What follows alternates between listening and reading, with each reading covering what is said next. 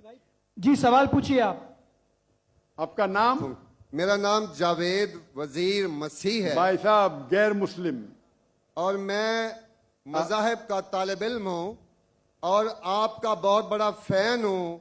इसी तरह से मैं डॉक्टर इसरार अहमद साहब का भी फैन हूँ। भाई साहब आप और इन मुसलमान, सबसे बढ़कर भाई साहब मोहम्मद आप सल्लल्लाहु मुसलमान, अलैहि वसल्लम। आप मुसलमान है क्या गैर मुस्लिम है? जी मैं क्रिश्चियन हूँ। जी हाँ, जी जी हाँ, पूछ सकते हैं। मैं आखिरी नबी मोहम्मद सल्लल्लाहु अलैहि वसल्लम का भी बहुत बड़ा फैन हूँ और फॉलोअर हूँ। मैं एक दो बात करना चाहता हूँ। अगर हम सूरत मायदा में पढ़ते हैं तो उसमें जिक्र हुआ है कि जो नसारा है, जो मसीह हैं, ये ईमान में आपके बहुत करीब हैं।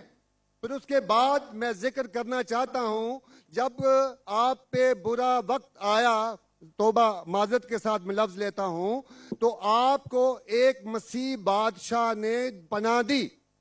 उसके बाद मैं ये देखता हूं कि हजूर सल्लल्लाहु अलैहि वसल्लम जब अपनी जात में थे तो एक बेवा खातून थी जो आप रास्ते में से गुजरते थे तो आप पे वो कचरा फेंकती थी, लेकिन आप नीचे से देखते हुए मुस्कुरा के चले जाते थे। उसका क्या हुआ कि 2-3 दिन के बाद ये वाकया खत्म हो गया। उसके बाद आपने देखा कि ये क्यों नहीं हो रहा। जब आपने देखा कि वो बिस्तरे बीमारी पे पड़ी हुई है और आपने जाकर उनकी तीमारदारी शुरू कर दी और आपने भाई उनको आप खाना दिया। सवाल उसके सवाल आ रहा हूँ ना भाई, इंटरप्ट क्यों कर रहे हो? मैं ये बात करना चाह रहा हूं कि मोहम्मद सल्लल्लाहु अलैहि वसल्लम जो हैं वो रहमतुल आलमीन हैं। वो जब बेवा ने देखा कि जिन्होंने मुझे भड़काया था वो तो कोई अब उनका पुरसाने हाल नहीं है, लेकिन हजूर सल्लल्लाहु अलैहि वसल्लम नबी कौनो मकान आखिरी नबी जो इस सरवर कायनात रहमतुल आलमीन हैं, वो उनकी तीमारदारी करते हैं। वो आपके इस अमल को देखकर बशरफ इस्लाम हो गई। आज मैं अपने मुल्क में देखता हूं कि मुझे मसीह होते हुए यहां नफरत की निगाह से देखा जाता है, जबकि उनको रहमतुल आलमीन कहा गया है। अगर हम अपने मसीहों के साथ वो रवैया नहीं रखेंगे जो हजूर सल्लल्लाहु अलैहि वसल्लम ने रखा है तो वो कैसे रहमतुल आलमीन हैं? भाई साहब का अच्छा सवाल है। उनका नाम जावेद मसीह है और उन्हें मिसाल दी मोहम्मद सल्लल्लाहु अलैहि वसल्लम जब साहबा ने हिजरत की तो अबिसीनिया के बादशाह ने उन्हें पनाह दी और जिक्र किया एक औरत जो कचरा फेंकती थी। और वो कह रहे कि आज इस मुल्क में मुसलमान उनको नफ़रत की नज़र से देखते, अपने अल्फाज इस्तेमाल की नफ़रत की निगाह से देखते हैं। तो क्यों? जब अल्लाह के रसूल रहमतुल आलमीन हैं तो मुसलमान नफ़रत की निगाह से क्यों देखते हैं? कुरान में अल्लाह सुब्हानहू व तआला फरमाते हैं सूरह माइदा में सूरह नंबर 5 आयत नंबर 82 में कि मुसलमान के सबसे करीब वो लोग हैं जो कहते हैं कि वो क्रिश्चियन हैं। ये कुरान की आयत है कि मुस्लिम से सबसे करीब वो लोग हैं जो लोग कहते हैं मैं नसारा हूं, आई एम अ क्रिश्चियन। ये कुरान की आयत है। और कुरान में 1/3 हिस्सा 1/3 of the Quran is address to, मुखातिब है या अहले किताब, या अहले किताब कहो अहले किताब से, यहूद और नसारा से। तो 1/3 हिस्सा कुरान मजीद का तकरीबन अहले किताब से मुखातिब है। और आपका सवाल कि अल्लाह के रसूल रहमतुल आलमीन ने बेशक है, कुरान की आयत है सूरह अंबिया सूरह नंबर 21 आयत नंबर 107 वमा अरसलनाका इल्ला रहमतुल आलमीन, कि मोहम्मद सल्लल्लाहु अलैहि वसल्लम अल्लाह ने उन्हें रहमतुल आलमीन रहमत बना के भेजा है सारे आलम के लिए, सारे इंसानियत के लिए। वो बेशक है, उस पर कई किताब लिखी गई। अगर आपको मुसलमान नफरत से देखते हैं उसकी वजह जानना जरूरी है। मुसलमान तो दूसरे मुसलमान को नफरत से भी देखते, नहीं देखना चाहिए, नहीं देखना चाहिए। अगर वजह एकदम सही है, मैं नहीं जानता हूं क्यों देखते हैं। अगर मैं एक शख्स को देखूंगा जो एक लड़की को छेड़ रहा है तो मुझे भी उससे नफरत आएंगी, चाहे वो मुसलमान हो, चाहे हिंदू हो, चाहे मसीह है। आप समझे ना? तो उस वक्त मुझे हिदायत दी गई है, अगर एक इंसान कोई खवातीन या कोई लड़की का बलात्कार कर रहा है या जिना बिल जब्र कर रहा है, तो रहमत क्या कहती है? अरे रहमतुल्लाह आलमीन, क्या बोलेंगे? सलाम अलैकुम बोलेंगे आप उसको? क्या कहेंगे? अगर आप बलात्कार देख रहे, जिना बिल जब्र हो रहा है, आप क्या कहेंगे? मैं मुसलमान हूं, अस्सलाम अलैकुम। अल्लाह के रसूल की हदीस है, अगर कोई बुरा चीज देखते हैं तो हाथ से रोको, हाथ से नहीं रोक सकते तो जबान से रोको, जबान से नहीं रोक सकते तो दिल में कोसो। ये मिसाल दे रहा हूं मैं नहीं कहता हूं कि आप बुरे इंसान है, मैं नहीं कहता हूं कि आप गलत काम कह रहे, लेकिन अगर कोई मुसलमान, मैं आपको नफरत की नजर से देख रहा हूं, जावेद भाई मैं आपसे मोहब्बत करता हूं, जावेद भाई मैं आपसे मोहब्बत करता हूं, on the microphone please, on the microphone, I love you too. खलास। तो आप ये जनरल स्टेटमेंट देना कि मुसलमान मुझसे नफरत करते हैं, मेरे लिए गाली हो गई ना? नो सर, माजरत, मेरे अकेले साथ नहीं, मेरे तो बहुत अच्छे अच्छे दोस्त हैं, बल्कि बहुत से उलमा किराम मेरे दोस्त हैं। माशाअल्लाह। इज्तमाई तौर पे कोई एक आदमी गलती करता है तो हमारे चर्चेस के ऊपर चढ़ाई हो जाती है, हमारे सामने हमारे ईमान की धज्जियां उड़ाई जारी होती हैं और हम खामोशी से एक गिद्दड़ की तरह खड़े होकर देख रहे होते हैं, क्योंकि हमें यह नहीं सिखाया गया है। मैं इज्तमाई बात कर रहा हूं। अभी पिछले दिनों ये पूरा मजमा जो है पूरा है। भाई साहब, ये सवाल जवाब का सेशन है, तकरीर का सेशन नहीं है। तकरीर के सेशन के लिए आप एक हॉल हायर कर सकते हैं। आपका सवाल आपने पूछे, मैं जवाब दिया। अगर कोई शख्स बिना वजह आपसे नफरत करता है तो गलत है, और कुरान की तो आयत है, जितने भी गैर मुसलमान है सबसे करीब है जो नसारा है।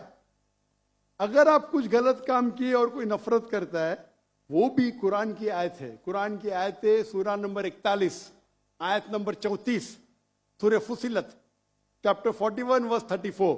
अगर कोई आपके साथ बुरा बर्ताव करता है, उसका बदला अच्छाई से दो।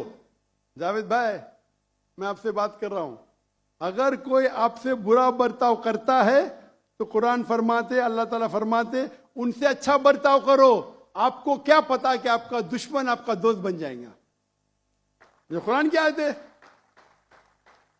सूरह फुसिलत सूरा नंबर 41 आयत नंबर 64। तो अगर कोई मुसलमान कुरान पे अमल नहीं करता है तो वो नॉन प्रैक्टिसिंग मुस्लिम होगा। मतलब हर मुसलमान तो मैं नहीं कह सकता अच्छा है, और अगर कोई एक शख्स कोई गलती करता है, आप जैसा कहे कि पूरे कौम पे चढ़ाव करना बिल्कुल गलत है, इस्लाम में भी नहीं है। अगर कोई एक शख्स गलती करता है और वो सजा का हकदार है, उसको सजा मिलना चाहिए। उसका मतलब नहीं पूरी कौम। इनफैक्ट अगर आप हिस्ट्री पढ़ेंगे, आप तारीख पढ़ेंगे, आप तारीख में पढ़ो, चाहे वो 6वीं सदी की हो, 7वीं सदी की हो, 8वीं सदी की हो, आप देखेंगे सबसे महफूज अगर कोई जनरल दीन को फॉलो करने, वो इस्लाम के रूल में। इस्लाम अगर रूल कर रहा है उस शहर को, तो जितने गैर मुस्लिम थे वो अपने आप को महफूज समझते थे। क्यों? इस्लाम में है कि आपको इस्लाम कबूल करने का करो, नहीं करने का नो प्रॉब्लम, एक जजिया दो। ये जजिया कुछ बड़ी अमाउंट नहीं, आपके इनकम टैक्स से बहुत कम है। जजिया मतलब आप मानते हैं कि ठीक है आपको इस्लाम नहीं कबूल करने का, लेकिन मैं आपके अंदर पनाह चाहता हूं, तो जिजिया टैक्स आप देते, आप कबूल करते, और जब जिजिया टैक्स देते आपको प्रोटेक्शन मिलता है। इस्लाम में कहते हैं दिम्मी।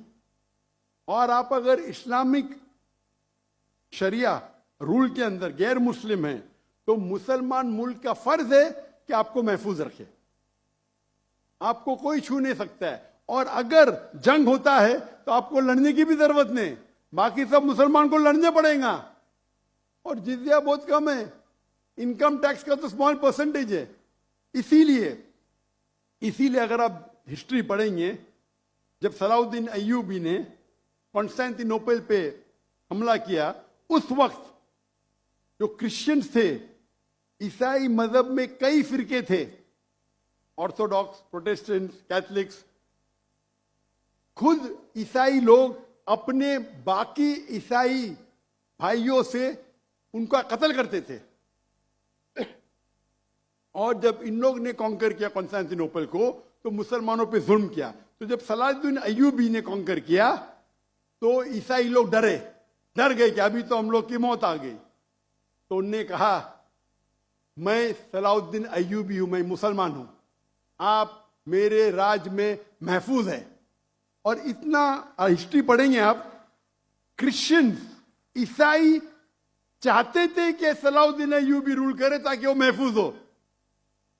तो अब हिस्ट्री पढ़िए, आज मुसलमान को देख के दीन को मत समझिए, कुरान को पढ़िए, हदीस को पढ़िए। और इसमें आप देखेंगे कि कुरान के अंदर किस तरीके से इज्जत दी है गैर मुसलमानों को। दावत दो, कबूल करते अच्छी बात है, नहीं कबूल करती किस पे जोर जबरदस्ती नहीं। अगर कोई इस्लामिक मुल्क में कोई भी चर्च है या टेंपल है, उसे डिस्ट्रॉय करने की इजाजत नहीं, अनलेस वो कोई फितना कर रहा है। ये सब उसूल है। वो फितना कर रहा है तो अलग बात है। तो एक इस्लामिक मुल्क में सबसे ज्यादा महफूज है गैर मुसलमान। और मैं मिसाल देता हूं, मेरी जाम में से आ रहा हूं मलेशिया में हिंदू 6% है, 6.3%, 6.3% है। आप कंपेयर करेंगे बिटवीन इंडिया, जिस तरीके से इंडिया माइनॉरिटी मुसलमानों को ट्रीट करता है, हम 14.3% है according to the Indian government, वहां मलेशिया में 6.2%। लेकिन जिस तरीके से मलेशिया हिंदू लोग को ट्रीट करता है, इतने अच्छे तरीके से, इतने उनको राइट्स दिए, ये एक मिसाल है। मैं पाकिस्तान के बारे में कह नहीं सकता हूं क्योंकि रहता नहीं हूं। मैं नहीं कहता हूं पाकिस्तान अच्छा सुलूक करता है, नहीं अच्छा सुलूक करता हूं, मुझे हक नहीं बोलने का क्योंकि मैं जानता नहीं हूं। लेकिन मलेशिया में जहां रहता हूं मैं जानता हूं, इतने राइट्स है उनके पास, इतने हुकूक दिए गए।